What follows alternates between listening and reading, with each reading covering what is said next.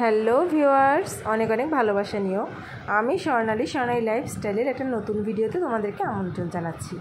যারা আমার চ্যানেলে নতুন তারা অবশ্যই চ্যানেলটিকে সাবস্ক্রাইব করে দেবে, আর যারা পুরনো লাইক শেয়ার কমেন্ট করবে। ভালোবাসা মানে ভোগ আর পাওয়া নয়, ভালোবাসা মানে গভীর ভালোবেসে প্রিয় মানুষটাকে হৃদয়ে পুষে রাখা, হাজার কষ্টগুলো বুকের মধ্যে গুটিয়ে নিয়ে তাকে ভালো রাখতে শেখা। হয়তো আমার বৃদ্ধ হৃদয় তোমার প্রেমে আরও বৃদ্ধ হবে, আমার বেঁচে থাকা তৈরি করা স্বপ্নগুলো তোমার প্রেমে আরও মজবুত হবে, আমার স্বপ্নের শেখরগুলো তোমাকে জড়িয়ে আরও আসক্ত হবে। ভালোবাসা মানে কি জানো? মন খারাপের বিলাপ শুনো, পারলে আমার হৃদয়টা ধার দিও, আমার হৃদয়টা আমাকে একটু বারের জন্য ধার দিও, যেই হৃদয়টা আমি তোমার কাছে বিলুপ্ত করে দিয়েছি। সেই হৃদয়টাকে আমি পড়ে দেখব, সেই হৃদয়ে কতটা ভালোবাসা আছে তোমার জন্য। তারপরে সেই হৃদয়টাকে তুমি একটু ধার নিও, বুঝবে কতটা শূন্য তোমাকে ছাড়া প্রিয়, বুঝবে আমি কতটা তোমাতে মুগ্ধ। হয়তো আমার বৃদ্ধ হৃদয় তোমার প্রেমে আরও বৃদ্ধ হবে। ভালোবাসা মানে তোমার জন্য বৃদ্ধ হৃদয়টাকে উপোস রাখা, ভালোবাসা মানে শেষ অবধি তোমার জন্য সুখগুলোকে তুলে রাখা, ভালোবাসা মানে তুমি চাইলে মেঘগুলো হবে বৃষ্টি, ভালোবাসা মানে তোমার কথায় কথায় হাজার গল্পের হবে সৃষ্টি, হাজারো বার শুধু তোমাতেই আমি মুগ্ধ।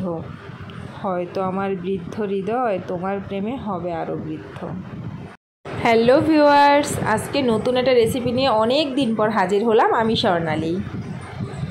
সবাই আশা করি অনেক ভালো আছো, আমিও তোমাদের আশীর্বাদে ভালো আছি। ঈশ্বরের কৃপা, তোমাদের আশীর্বাদ না থাকলে ভালো কি থাকতে পারতাম? যাই হোক, আজকে রান্না করছি চিকেন দিয়ে এঁচোড়, মানে কাঁচা কাঁঠালটা রান্না করব মুরগির মাংস দিয়ে। এটা তোমরা চাইলে চিংড়ি মাছ দিয়ে বা বিভিন্ন মাছ দিয়ে খেতে পারো, তো চিংড়ি মাছ বা চিকেন দিয়ে বেশি ভালো লাগে। আমি প্রেফার করব কাঁচা কাঁঠাল, এই সিজনে সবাই খাবে, কারণ এটাতে যথেষ্ট পরিমাণ ভিটামিন, ক্যালসিয়াম, ক্যালোরি প্রত্যেকটা জিনিস খুব ভালো আছে, তো অবশ্যই করে খাবে। ওখানে তো দেখতেই পেলে আমি যেই মশলাগুলো তোমাদেরকে দেখালাম, টমেটো, আদা, রসুন, লঙ্কা, পেঁয়াজ সব আমি একসাথে ব্লেন্ড করে নিয়েছি। ওটা নিজেদের মন মতো করে নেবে, বিকজ একটু মশলার পরিমাণটা একটু বাড়িয়ে দিতে হবে। মাটনটা ঠিক যেমনভাবে তৈরি করো তেমনভাবেই মশলাটা দিতে হবে।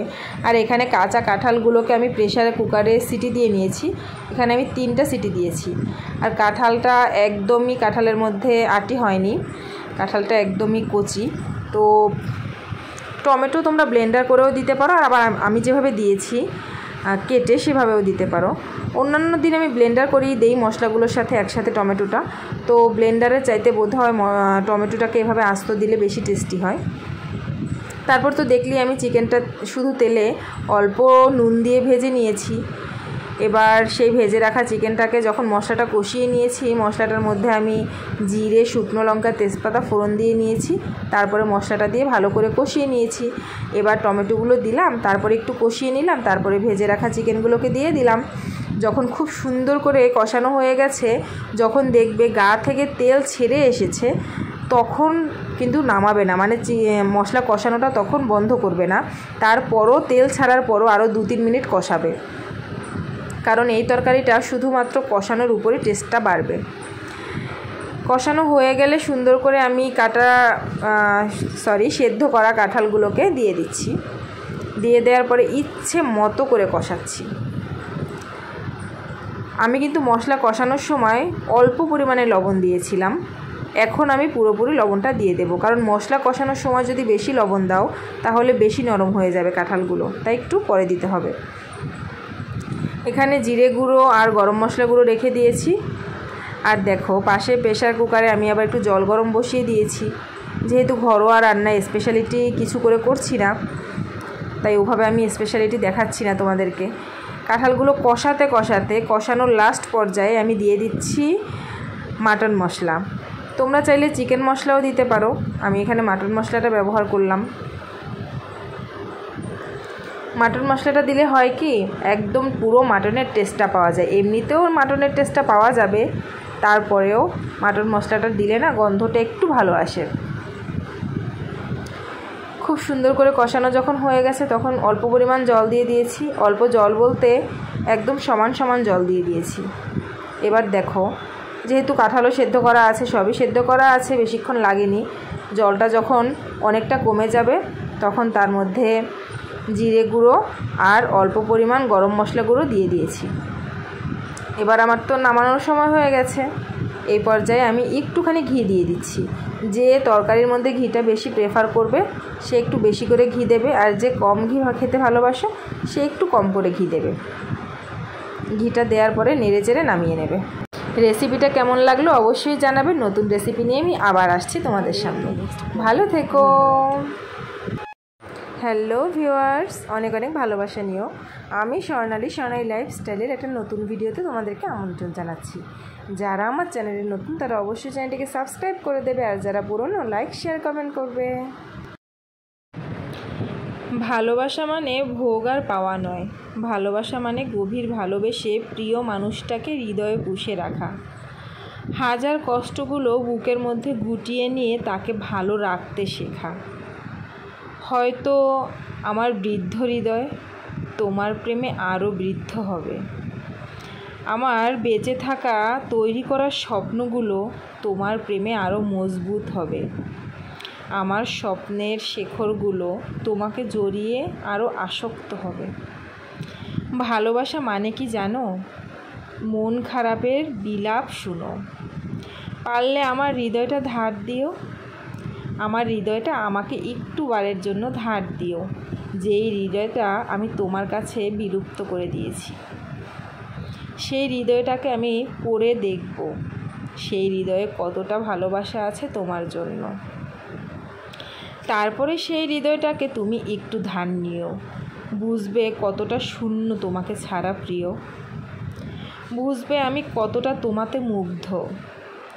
হয়তো আমার বৃদ্ধ হৃদয় তোমার প্রেমে আরও বৃদ্ধ হবে। ভালোবাসা মানে তোমার জন্য বৃদ্ধ হৃদয়টাকে উপোস রাখা। ভালোবাসা মানে শেষ অবধি তোমার জন্য সুখগুলোকে তুলে রাখা। ভালোবাসা মানে তুমি চাইলে মেঘগুলো হবে বৃষ্টি। ভালোবাসা মানে তোমার কথায় কথায় হাজার গল্পের হবে সৃষ্টি। হাজারো বার শুধু তোমাতেই আমি মুগ্ধ। হয়তো আমার বৃদ্ধ হৃদয় তোমার প্রেমে হবে আরও বৃদ্ধ। হ্যালো ভিউয়ার্স, আজকে নতুন একটা রেসিপি নিয়ে অনেক দিন পর হাজির হলাম। আমি স্বর্ণালী। সবাই আশা করি অনেক ভালো আছো।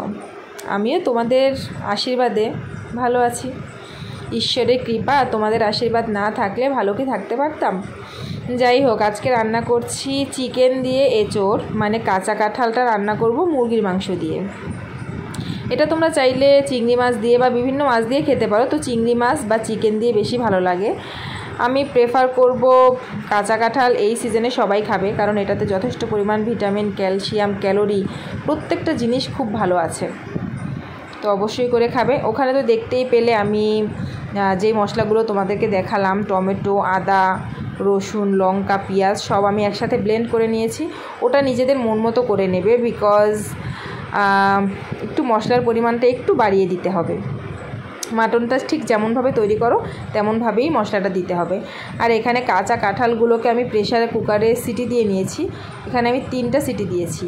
আর কাঁঠালটা একদমই কাঁঠালের মধ্যে আটি হয়নি, কাঁঠালটা একদমই কচি। তো টমেটো তোমরা ব্লেন্ডার করেও দিতে পারো, আর আবার আমি যেভাবে দিয়েছি কেটে সেভাবেও দিতে পারো। অন্যান্য দিন আমি ব্লেন্ডার করেই দেই মশলাগুলোর সাথে একসাথে টমেটোটা, তো ব্লেন্ডারের চাইতে বোধহয় টমেটোটাকে এভাবে আস্ত দিলে বেশি টেস্টি হয়। তারপর তো দেখলি আমি চিকেনটা শুধু তেলে অল্প নুন দিয়ে ভেজে নিয়েছি। এবার সেই ভেজে রাখা চিকেনটাকে যখন মশলাটা কষিয়ে নিয়েছি, মশলাটার মধ্যে আমি জিরে, শুকনো লঙ্কা, তেজপাতা ফোড়ন দিয়ে নিয়েছি। তারপরে মশলাটা দিয়ে ভালো করে কষিয়ে নিয়েছি। এবার টমেটোগুলো দিলাম, তারপরে একটু কষিয়ে নিলাম, তারপরে ভেজে রাখা চিকেনগুলোকে দিয়ে দিলাম।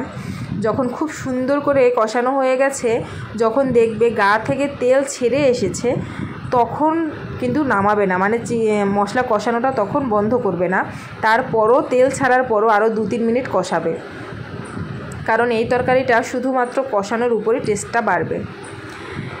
কষানো হয়ে গেলে সুন্দর করে আমি সেদ্ধ করা কাঁঠালগুলোকে দিয়ে দিচ্ছি। দিয়ে দেওয়ার পরে ইচ্ছে মতো করে কষাচ্ছি। আমি কিন্তু মশলা কষানোর সময় অল্প পরিমাণে লবণ দিয়েছিলাম, এখন আমি পুরোপুরি লবণটা দিয়ে দেব, কারণ মশলা কষানোর সময় যদি বেশি লবণ দাও তাহলে বেশি নরম হয়ে যাবে কাঁঠালগুলো, তাই একটু পরে দিতে হবে। এখানে জিরে গুঁড়ো আর গরম মশলা গুঁড়ো রেখে দিয়েছি। আর দেখো পাশে প্রেশার কুকারে আমি আবার একটু জল গরম বসিয়ে দিয়েছি। যেহেতু ঘরোয়া রান্না, স্পেশালিটি কিছু করে করছি না, তাই ওভাবে আমি স্পেশালিটি দেখাচ্ছি না তোমাদেরকে।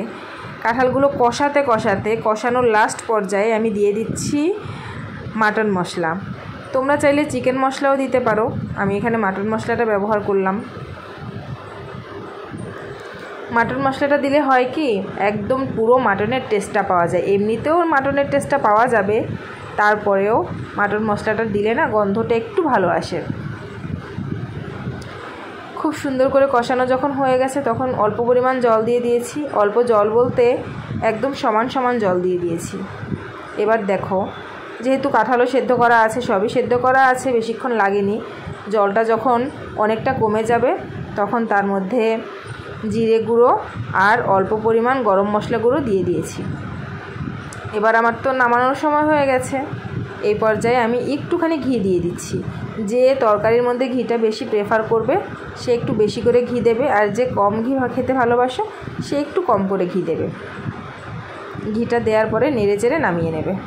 রেসিপিটা কেমন লাগলো অবশ্যই জানাবে। নতুন রেসিপি নিয়ে আমি আবার আসছি তোমাদের সামনে। ভালো থেকো।